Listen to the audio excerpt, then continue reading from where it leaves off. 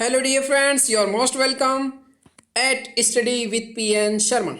Dear friends, आज 13 मई 2020 दैनिक जागरण का हम डिस्कशन करेंगे।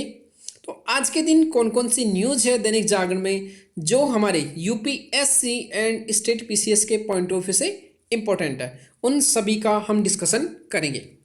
तो डिस्कशन स्टार्ट करने से पहले हम देख लेते हैं एक बार कि कोरोना के जो केसेस है पूरे वर्ल्ड में लगभग 43 लाख पहुंच चुके हैं।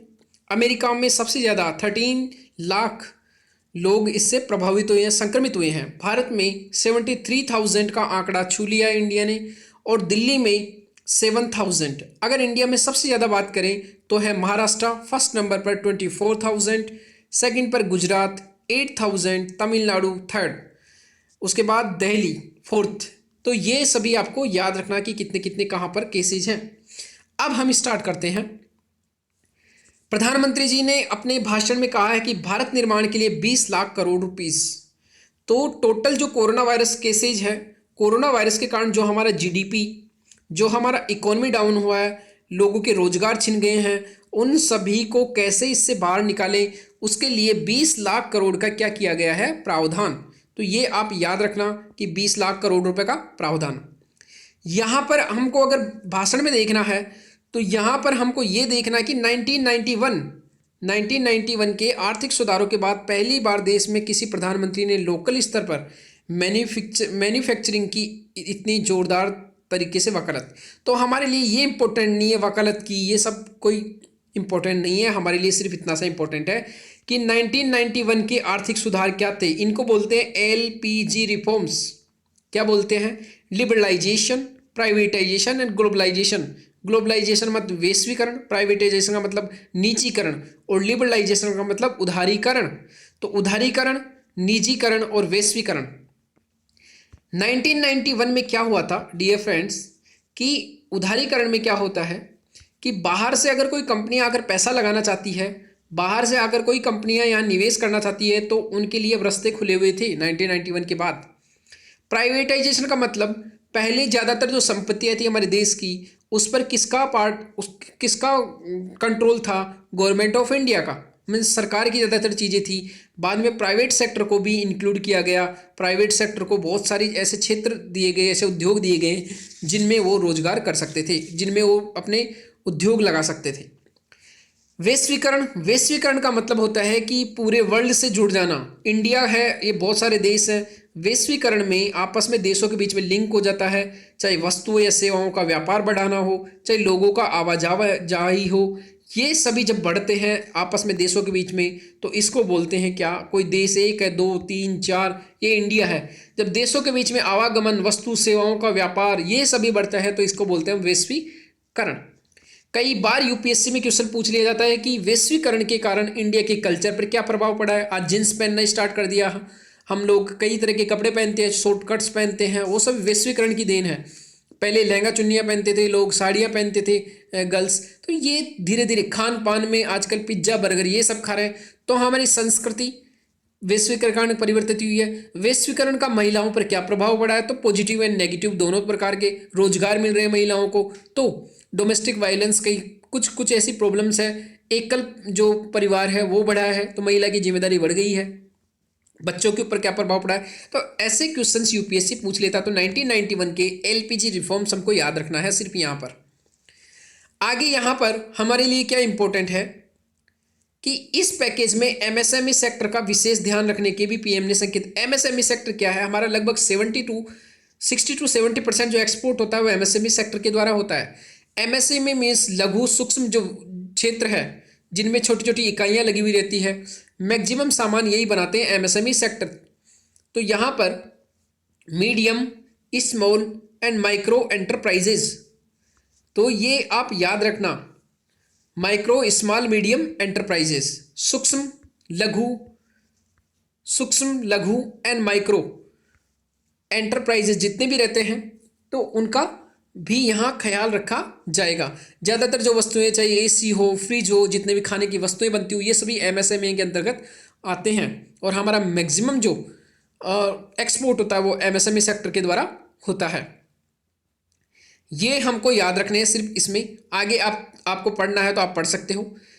सबको मिलेगा संबल, ये कोई खास नहीं है हमारे लिए इम्पोर्टेंट। सुधारों के क्रांतिकारी दौर की शुरुआत, हर बार कोई भी ऐसी पैकेज आता है तो सब लोग ऐसे ही बातें करने लगते हैं, सुधारों का क्रांतिकारी दौर शुरुआत हो गई है, तो ये सब में नहीं पढ़ना आप लोगों को। हमारे लिए ये इंपॉर्टेंट क्या है जो यूपीएससी के लिए भी इंपॉर्टेंट है, याद रखना है। जब भी कोई इकोनॉमी में हम जब भी पढ़ेंगे तो इकोनॉमी में 4 सेक्टर की हमेशा बात करते हैं, land, labour, capital and entrepreneurship. Land means जो जमीन है, क्योंकि कोई भी उद्योग बिना किसी उद्योग या मैन्युफैक्चरिंग की परिकल्पना मीन्स जमीन के बिना कोई उद्योग नहीं लगा सकता।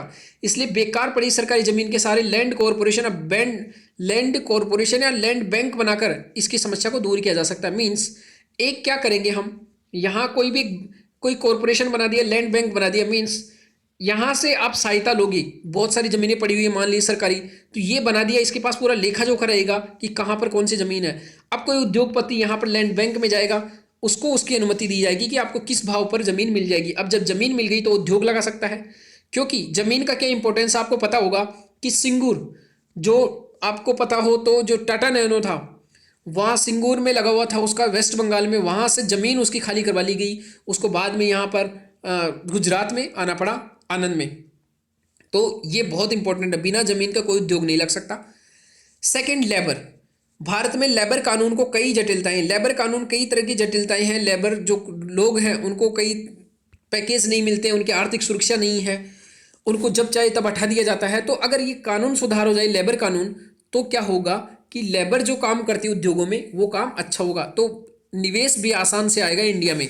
बहुत सारी विदेशी कंपनियां इसलिए यहाँ पर निवेश नहीं करती कि यहाँ पर आए दिन लेबर क्या कर देती है, हड़ताल कर देती है, तो कंपनियों को नुकसान होता है, इसलिए लेबर से डरती है विदेशी कंपनियां, तो निवेश इसलिए नहीं करना चाहती। अगर लेबर कानून बन जाए, अगर उनमें सुधार हो जाए कि क्या क्या प्रावधान स्पष्ट हो जाए, तो बाहर का विदेश निवेश बढ़ेगा। तो लैंड, लेबर दोनों इंपॉर्टेंट है। अब है लिक्विडिटी, इसको कैपिटल भी बोलते हैं। लिक्विडिटी मीन्स क्या होता है, आपको कोई भी उद्योग लगाना है तो छोटे उद्यमों को की नहीं बल्कि मांग का सृजन करने वाले श्रमिक गरीबों के खाते में भी नकदी जाने की बात है। मीन्स नकदी क्या होती है, लिक्विडिटी, कि पैसा, बिना पैसे की कोई इकोनॉमी नहीं चल सकती। जब लोगों के हाथ में पैसा होगा जब भी वो डिमांड जनरेट करेंगे, बस मांग जनरेट करेंगे, उससे जब मांग जनरेट होगी तो हमारे यहाँ उत्पादन स्टार्ट होगा, तो जीडीपी बढ़ेगा। तो इसलिए लिक्विडिटी हमेशा इंपॉर्टेंट है।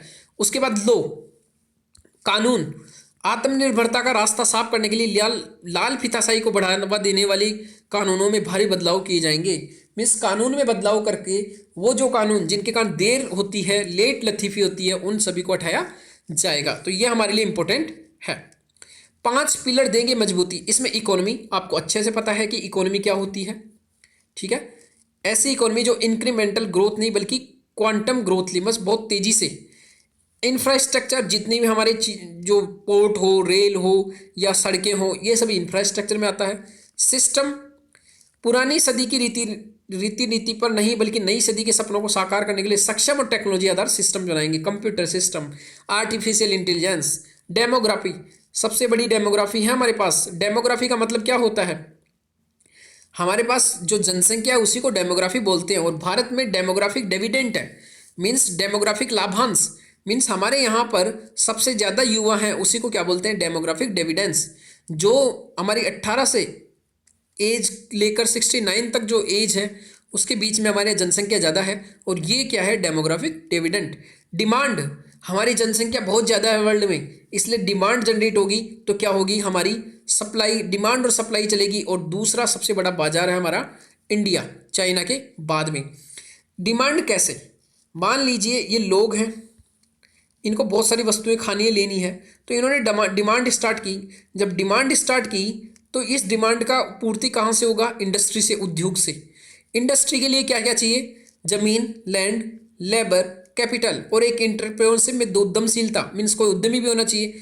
ये जब तीनों मिल गए सही से अगर किसी देश में, तो इंडस्ट्री लग जाएगी। ये लगने के लिए लैंड, लेबर, कैपिटल, लोगों को श्रम मिलेगा, लेबर यहाँ श्रम, उनके हाथ में पैसा आएगा। तो जब पैसा आएगा तो वो क्या करेंगे, इस डिमांड को जनरेट करेंगे। जब ये लोग क्या हैं, लेबर ही तो है, पैसा, लोग कई तरीके के हो सकते हैं, तो ये लोग एक तरह से लेबर का काम भी कर सकते हैं। ये कोई सरकारी वकील भी हो सकता है, डॉक्टर भी हो सकता है, या फिर कोई सेवाधारक हो सकता है, आईएएस हो सकता है, तो लोगों के रूप में लेबर भी है और लोग भी हैं। तो ये जनरेट क्या करेंगे, ये अब इनके हाथ में जब पैसा आएगा तो ये जनरेट करेंगे डिमांड। तो एक तरह से demand, industry, land, labour, capital, और ये पूरा चक्कर चलता है। जब डिमांड जनरेट होगी तो हमारी जीडीपी भी बढ़ेगी, क्योंकि जीडीपी क्या है, एक वर्ष में उत्पादित होने वाली वस्तु और सेवाएं। तो इसलिए डिमांड किसी भी इकोनॉमी में बहुत इंपॉर्टेंट है। यहां पर सिर्फ हमको क्या देखना है, ये सब फालतू की बातें, इनके चक्कर में नहीं पड़ना। पढ़ते समय केवल इतना सा याद रखना है यहां पर कि जो यहां पर सीमा पर चीनी हेलीकॉप्टर ने सुखोई ने खदेड़ा, ऐसा नहीं है। ये सिर्फ इसलिए हो रहा था कि यहां पर इंडिया, यहां पर चाइना और यहां पर पाकिस्तान और यहां पर गोलीबारी हो रही थी, पाकिस्तान को प्रॉब्लम हो रही थी। तो ये दोनों मित्र है थोड़े से, तो पाकिस्तान को थोड़ा सा खुश करने के लिए ये इधर सीमा पर क्या करने लग जाता है, एक्टिविटीज करने लग जाता है चाइना। लेकिन ऐसा नहीं है कि वो युद्ध करेगा, ये सब उनकी टैक्टिक्स रहती है, उनके तरीके रहते हैं केवल परेशान करने के। लेकिन यहां पर एक इंपॉर्टेंट पॉइंट है, इसको कभी भी यूपीएससी में यूटिलाइज कर सकते हैं कि ऐसे जब भी कोई प्रॉब्लम आए, तनाव हो, तो उनको कैसे बातचीत के द्वारा सोल्व किए, और साथ में अंतर्राष्ट्रीय दबाव बनाया जाना चाहिए दूसरे देशों के साथ गठबंधन करके। ये इंपॉर्टेंट है। कूटनीतिक माहौल, जैसे इंडिया ने क्या किया, जापान, दक्षिण कोरिया, ऑस्ट्रेलिया, इजराइल, ब्राजील के विदेश मंत्रियों के साथ बैठक कर ली। तो ये सबसे बेस्ट है। आप डायरेक्टली कुछ मत बोलो, केवल क्या करो, इनडायरेक्टली ऐसा काम करो कि वो अपने आप चुप हो जाए। तो ये सभी आप थोड़ा सा याद रखना। यहां पर जो इंपॉर्टेंट है वो याद रखना, लद्दाख की पैंगोंग लेक, वहां पर ऐसा हुआ था। तो पैंगोंग लेक कहां है, लद्दाख में, ये हमारे लिए इंपॉर्टेंट है। इससे पहले सिक्किम में भी झड़पें हुई थी, लेकिन ये चलती रहती है, इसको लेकर ऐसा नहीं है कि लड़ाई हो जाएगा, ऐसा नहीं है। नेशनल कैपिटल, ये पेज हमारे लिए किसी काम का नहीं है, इस पर कोई न्यूज नहीं है हमारे लिए, तो यहां पर इसको नहीं पढ़ना है। थर्ड नंबर का जो चैप्टर है, हाई कोर्ट ने गुजरात के शिक्षा मंत्री का निर्वाचन रद्द किया, ये हमारे लिए इंपॉर्टेंट नहीं है। थोड़ा सा पढ़ सकते हो अगर पढ़ो तो, लेकिन इंपॉर्टेंट नहीं। यहां इंपॉर्टेंट है, चीन की घेराबंदी को साथ आए 7 देश। ये थोड़ा सा इसलिए इंपॉर्टेंट है, मैं फिर बोल रहा हूं कि अगर कोई देश हमारे ऊपर अटैक कर रहा है या अटैक का चांस करता है, तो ऐसा नहीं है हम भी अटैक करें। हमको ऐसे टैक्टिक्स अपनाने चाहिए जिसमें हमने सबसे अच्छा क्या किया है, दूसरे देशों के साथ हमने कूटनीतिक माहौल बनाया, ताकि कूटनीतिक दबाव बनाया जाए। ये एक सेंटेंस हम कभी भी यूपीएससी में यूज कर सकते हैं। और यहां एक जो इंपॉर्टेंट है वो आप हमेशा याद रखना, जो नए स्टूडेंट्स हैं, कि डोकलाम भूटान में 73 दिन तक भारत और चीन की सेनाओं के बीच तनातनी रही थी। ये सेनाएं एक दूसरे के सामने 100 मीटर पर तैनात थी, ये हमेशा याद रखना। बाद में क्या हुआ था, अप्रैल 2018 में चीन के वुहान शहर में प्रधानमंत्री साहब की और चीन जिसमें की अनौपचारिक मीटिंग हुई थी, तो ये मामला सुलझा लिया गया था। तो ऐसे ही होना चाहिए। उसके बाद क्या हुआ, तमिलनाडु के मामल्लपुरम में अगेन मीटिंग हुई गत वर्ष में, मीन्स 2019 में ही। तो पहली वुहान समिट, फिर मामल्लपुरम समिट। तो ऐसा कोई भी मामला रहे तो इन समिट्स के द्वारा उसको सुलझाना चाहिए। आप क्या लिखोगे कि हमने वुहान समिट के द्वारा, मामल्लपुरम समिट के द्वारा पहले डोकलाम इशू को लेकर जो तनाव हुआ था उसको हमने सुलझा लिया था, और ऐसे ही आगे भी प्रयास किए जाना चाहिए ताकि बातचीत, डायलॉग के द्वारा कोई भी प्रॉब्लम हो उसको सुलझाया जाए। इस टाइप की थिंकिंग, इस टाइप की लैंग्वेज हमको यूपीएससी में यूटिलाइज करनी है, ना कि मार दो, काट दो और क्या नाम से युद्ध कर लो। हर कोई ज्यादा क्या बोलते हैं, युद्ध कर लो, तो ये कोई सॉल्यूशन नहीं है। एक आईएएस एस्पिरेंट जो रहता है उसके लिए क्या होना चाहिए, हमेशा बातचीत। इसीलिए तो जगह जगह एम्बेसडर लगा रखे हैं, इसीलिए तो इंडियन फॉरेन सर्विस है, इसीलिए है क्योंकि युद्ध से, लड़ाई झगड़े से कभी भी किसी देश का भला नहीं होता है। इससे अननेसेसरी हमारा पैसा वेस्टेज होता है। तो ये थोड़ा सा याद रखना आप। उसके बाद हमारे लिए पेज नंबर 4, कोरोना को हराना है, ये सब वही बातें हैं डेली। तो पेज नंबर 4 पर हमारे लिए किसी भी टाइप की कोई न्यूज़ नहीं है। पेज नंबर 5, यहाँ पर पेज नंबर 5 पर हमने किसानों, गरीब किसान, मध्यम वर्ग को मिलेगी सहायता साह। इन्होंने सिर्फ अपने अपने पैकेज के लिए बोला है कि क्या क्या होगा, लेकिन हमने पहले ही डिसीजन मीन्स डिस्कस कर लिया है कि क्या क्या होगा। इसमें कोई खास पॉइंट्स नहीं थे। पेज नंबर 6, यहां पर हमको इतना सा याद रखना है आपको कि पेज नंबर 6 पर भी कोई इंपॉर्टेंट न्यूज नहीं। पेज नंबर 7 पर आपको क्या याद रखना है, आरोग्य सेतु ऐप, ये इंपॉर्टेंट है। आरोग्य सेतु ऐप क्या है, मैंने कल भी बताया था कि एक आरोग्य सेतु ऐप को आपने अपने मोबाइल में डाउनलोड कर लिया, मोबाइल में डाउनलोड कर लिया उसको। उसके बाद ये क्या करेगा, कोरोना वायरस के जो ट्रैक करेगा इन्फेक्शन को। आप अगर आपके मोबाइल में corona virus means Aarogya Setu app है, तो आरोग्य सेतु ऐप में जो जो लोग संक्रमित हो गए हैं, जो क्वारंटाइन में, उनके डाटा इसमें डाल दिए गए, तो आपको बताएगा ही कि आपके आसपास कोई संक्रमित व्यक्ति है क्या, आपका संक्रमण होने का कितना चांस है, तो उसको ट्रैक करेगा। इसको प्राइवेसी को लेकर इसमें प्रॉब्लम चल रही है, लेकिन ऐसा कुछ नहीं है। इसमें जितना भी डाटा डाला गया है वो सभी सिक्योर है, कोई परेशानी नहीं है, गोपनीयता आपकी रहेगी। तो इसलिए आरोग्य सेतु ऐप अनिवार्य किया गया हवाई यात्रा के लिए, ताकि इससे ये भी पता लगाया जाएगा कि कोई पर्टिकुलर पर्सन किस किस पर्सन के कांटेक्ट में आया था। अगर कोई व्यक्ति मान लो आज कोरोना से ग्रसित हो गया, तो वो उसका मोबाइल में अगर आरोग्य सेतु ऐप था तो ये पता कर पाएगा कि ये किस किस व्यक्ति के कांटेक्ट में पहले आया था, ताकि उनको भी क्वारंटाइन किया जा सके। वंदे भारत, ये आपको याद रखना है, कल भी हमने डिस्कशन किया था। वंदे भारत क्या है कि इंडिया में बाहर बहुत सारे देश हैं, इंडिया के अलावा उन सभी देशों से जो नागरिक है इंडिया को, उसमें इंडिया के नागरिकों को इंडिया में वापस लेके आना विदेशों से, चाहे वो अमेरिका हो सकता है, चाहे वो खाड़ी देश हो सकते हैं, चाहे सिंगापुर, मालदीव, कहीं से भी इनको लेकर आना, वंदे भारत मिशन। यहां पर पेज नंबर 8, आर्थिक राहत संघ सुधार भी जरूरी, मीन्स आर्थिक राहत संघ। आर्थिक राहत क्या है कि हम पैसा दे रहे हैं, वो ठीक है, आर्थिक राहत दे रहे हैं लोगों के हाथ में, लेकिन सुधार मीन्स रिफॉर्म भी होने चाहिए, आर्थिक सुधार भी होने चाहिए। कैसे हमको उद्योगों की लॉ चेंज करनी चाहिए, कैसे हमारे श्रम कानून चेंज करनी चाहिए। देखो, कानूनों में चेंज करना, कानून बनाना क्या होता है, सुधार। जबकि आर्थिक राहत क्या है, डायरेक्टली यहाँ पैसा हम हाथ में दे रहे हैं लोगों के। तो ये आप याद रखना। यहाँ पर हमारे लिए जो इंपॉर्टेंट है वो ये है कि यहाँ ग्रीन जोन बांट दिया है, रेड जोन की कौन सी जनसंख्या कितनी है, ये जो डाटा है वो किसी भी काम का नहीं है डियर फ्रेंड्स। आपको याद ही नहीं रहेगा कि डाटा क्या था, इसलिए डाटा के चक्कर में बिल्कुल ना पड़े। डाटा जो इंपॉर्टेंट रहेगा मैं आपको बता दूंगा कि कौन सा डाटा आपको यूटिलाइज करना है यहाँ पर। तो डाटा वो यूज करना है जो हम पढ़ सके, जो हमारे काम आ सके। यहाँ पर जो इंपॉर्टेंट पार्ट है वो याद रखना है कि इस कोरोना वायरस के कारण हमारा उत्पादन नेटवर्क और जो आपूर्ति श्रृंखला है वो गिरावट हुई है, वो बड़ा नुकसान है हमारे लिए। मैंने फिर बोला था उत्पादन किसी भी इकोनॉमी के लिए बहुत इंपॉर्टेंट है, क्योंकि उत्पादन जितना ज़्यादा होगा उतना ही ज़्यादा जीडीपी बढ़ती है, उतना ही ज़्यादा लोगों को रोजगार मिलता है। आपूर्ति श्रृंखला, जो उत्पादन हुआ है उसकी आपूर्ति श्रृंखला, क्योंकि अब क्या हुआ है, लॉकडाउन की वजह से बड़े बड़े जो ट्रक थे वो सभी रुक गए हैं, उनके पहिए थम गए हैं, इसलिए हमारी आपूर्ति श्रृंखला, लोगों की डिमांड भी होगी तो घरों में है, लोग डिमांड नहीं कर सकते, बाहर जाने से डर रहे हैं, तो एक तो हमारा डिमांड वाला प्रॉब्लम खराब हो गया है और उत्पादन भी हमारा खराब हो रहा है, क्योंकि जो बड़ी बड़ी इकाइयां थी औद्योगिक वो अभी बंद पड़ी है। यहां पर जो नेक्स्ट इंपॉर्टेंट है वो है मौद्रिक नीति के उलट घाटे की भरपाई मुद्रीकरण से की जा सकती है। पारंपरिक मौद्रिक नीति के उलट भरपाई, मुद्रीकरण मीन्स जो नोट छपाई से, लेकिन नोट छापने का भी एक बड़ा प्रॉब्लम है।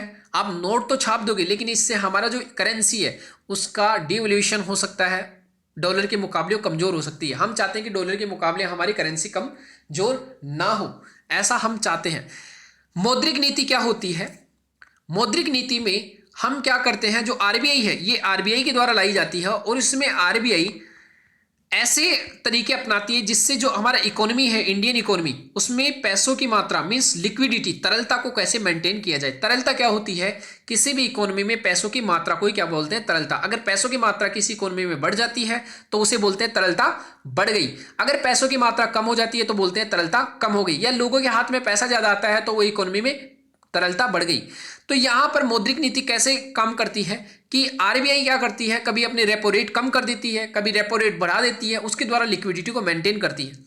जब रेपो रेट को कम करती है आरबीआई तो बैंकों को सस्ता लोन मिलेगा, जब बैंकों को सस्ता लोन मिलेगा तो बैंक्स लोगों को भी हाथों में सस्ता लोन देंगे, तो लोग जब सस्ता लोन मिलेगा तो ज्यादा पैसा लेंगे और ज्यादा निवेश करेंगे, ज्यादा खपत करेंगे, तो उससे डिमांड जनरेट होगी। तो ये क्या है, मौद्रिक नीति। मौद्रिक नीति में ऐसा नहीं है कि केवल रेपो रेट ही आता है, मौद्रिक नीति में रिवर्स रेपो रेट भी आता है, सीआरआर, कई तरह के रेशियोज आते हैं, CRR, SLR, marginal standing facility, bank rate, open market operation, ये सभी मौद्रिक नीति के पार्ट हैं, ये भी आप जरूर देखना।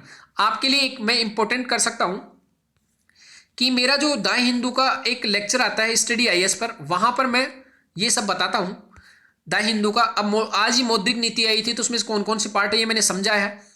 आपके लिए मैं एक काम कर सकता हूं कि जो कमेंट बॉक्स है उसमें मैं पिन कर दूंगा आज का द हिंदू का पीडीएफ। आप वहां से पीडीएफ को क्या कर लेना, डाउनलोड कर लेना द हिंदू की। और अगर आपको उसका डिस्क्रिप्शन मीन्स उसका अगर डिस्कशन देखना है तो आप स्टडी आईएएस पर आज की डेट पर जाकर देख सकते हो।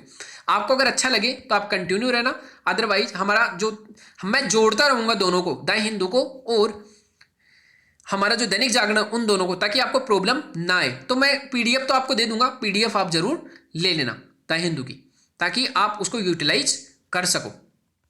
आप देखना कि कैसे नोट्स बनाते हैं यहां पर। और हमारे लिए जो लास्ट है, ये जो पॉइंट है वो हम कंक्लूजन में कहीं पर भी लिख सकते हैं कि हमको क्या करना चाहिए। सरकारी खरीद, समय से भुगतान न करने वाले उद्योगों को सरकारी खरीद बड़ी राहत पहुंचाएगा, ये सभी बातें हम लिख सकते हैं। ज्यादा नहीं, बस हमको रिफॉर्म्स करना है कि आयकर जीएसटी ढांचे में हम सुधार करें, पारदर्शिता लेके आए, निजी क्षेत्र को बढ़ावा दें, आरबीआई जो बैंकों को अपेक्षित कर्ज देने को प्रोत्साहित करे, कर्ज ज्यादा बटे, एनपीए की समस्याओं को, प्रावधान को बदलाव किए जाए। ये सभी बातें हम यहां पर कंक्लूजन में कभी भी हमारे आंसर में लिख सकते हैं। आत्मनिर्भरता का मंत्र, ये हमने पहले ही बातें कर ली है तो इसको कोई दिक्कत नहीं है, पढ़ सकते हो उसको एक बार। ममता की पीड़ा छोड़ दो, बंगाल ममता की पीड़ा मोदी जी और वो भिड़ रहे हैं। आतंक का महिमा मंडन, यहां सिर्फ एक पॉइंट याद रखना है कि कभी भी आतंकवाद का महिमा मंडन जो है उसको इंडिया के द्वारा रोका जाए, इंडिया में उसको रोका जाए, समाचार पत्रों में उसको रोका जाए, जो मीडिया है उसमें उसको रोका जाए, ताकि आतंकवाद पर लगाम लग सके। एक पॉइंट यहां से दो, एक एग्जाम्पल दे सकते हो कि जैसे बुरहान वानी को महिमा मंडन किया गया, बस एक नाम काफी है कभी भी यूपीएससी में यूटिलाइज किया जाने के लिए।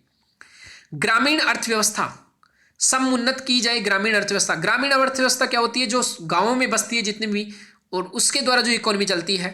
अब हमारे ये याद रखना कि देश में लगभग 46 करोड़ लोग असंगठित क्षेत्रों में से है, मींस लगभग हमारा 90% जो पार्ट है इकोनॉमी का, वो लोग असंगठित क्षेत्र में काम करते हैं। मींस उनके पास ना तो पेंशन है, ना उनके पास सिक्योरिटी है जॉब की, ना उनको छुट्टियां मिलती है, उनको डेली भाड़ा मजदूरी ये मिलता है।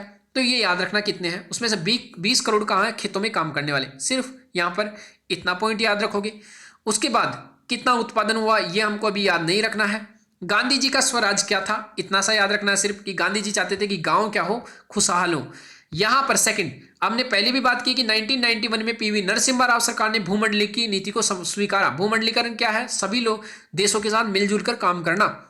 तो एलपीजी रिफॉर्म्स, नरसिम्हा राव सरकार, गांव से ही निकलेगा खुशहाली का रास्ता, ये सब आप अच्छे से जानते हो कि क्या है गांव, गांव से क्या क्या हो सकता है, थोड़ा सा आप इसको पढ़ लेना। प्राचीन भारत का समृद्ध काल कोई इंपॉर्टेंट नहीं है, आप पढ़ो तो इसको पढ़ के छोड़ देना। हमारे लिए जो इंपॉर्टेंट है, कृषि और किसानों की दुर्दशा के प्रमुख कारण क्या है, ईस्ट इंडिया कंपनी, मशीनीकरण बदलने के षड्यंत्र उन्होंने रचा, खेती को उन्नत और वैज्ञानिक बताते हुए, ये हमारे किसी काम का नहीं है। आप बस इतना से याद रखना कि हमारे किसानों के पास सिंचाई नहीं है अच्छे से, उनके पास पैसा नहीं है, क्रेडिट नहीं है, लोगों के पास जमीन कम है, अच्छा उत्पादन नहीं होता है, इसीलिए ये सब बातें याद रखोगे। बड़े उद्यमों से कम हुई गांव की महत्ता, तो ऐसा नहीं है। उद्योग जब बढ़ेंगे तो क्या होगा, डिमांड जनरेट होगी, डिमांड जनरेट होगी तो लोगों के हाथ में यहाँ रोजगार भी मिलेगा, और गांव से जो माल है कच्चा वो भी तो आएगा। तो ये सब कहना, आपको ऐसे व्यूज नहीं बनाने हैं कि ऐसा हो रहा है। गरीबों को मिले आर्थिक सुरक्षा, यहां हमारे लिए एक इंपॉर्टेंट है, क्या याद रखोगे, यहां बहुत इंपॉर्टेंट है। बोल्सा फैमिलिया, बोल्सा फैमिलिया, ये ब्राजील में एक प्रोग्राम चलाया गया था, और यहां एक याद रखोगे, एक पॉइंट ये। दूसरा, यहां कंडीशनल कैश ट्रांसफर चलाया गया है, मींस कंडीशंस के साथ आपको पैसा देंगे। कैसे कि आपको क्या करना पड़ेगा, आपको क्या करना पड़ेगा कि यहां पर जो लोग ऐसा काम करेंगे उनको ही पैसा मिलेगा। जैसे बच्चों की स्कूल में नामांकन कौन करवा रहा है, उसकी उपस्थिति कितनी है, बच्चों की टीकाकरण करवा रहे हो या नहीं, बच्चे की सेहत की पर्याप्त निगरानी कर रहे हो या नहीं, गर्भावस्था से पूर्व या बाद में, ये सभी जो बातें करेंगे, अगर इंडिया में भी ऐसा कोई फॉलो करेगा। इंडिया में जैसे मैटरनिटी बेनिफिट प्रोग्राम जो चलाया गया है, मींस महिलाओं के लिए, उसमें क्या होता है कि आपने पहले गर्भावस्था से पहले चेक करवाया, आपका डिलीवरी क्या हॉस्पिटल में हुआ है, क्या आप रेगुलर चेकअप पे आ रहे हो, आपका बच्चा स्वस्थ है, तो 3 जगह 2000 और 1000 ऐसे पैसा दिया जाता है। मींस कंडीशनल केस ट्रांसफर, ये बहुत अच्छी बात है, कंडीशनल कैश ट्रांसफर होना, और इसी के द्वारा वहां पर गरीबी को हटाया गया है। तो केवल एक प्रोग्राम का नाम याद रखना है, और क्या किया गया, कंडीशनल कैश ट्रांसफर, और इंडिया में भी इसको लागू किया जा सकता है। तो बोल्सा फैमिलिया एक जस्ट आप कभी भी एथिक्स में लिख सकते हो।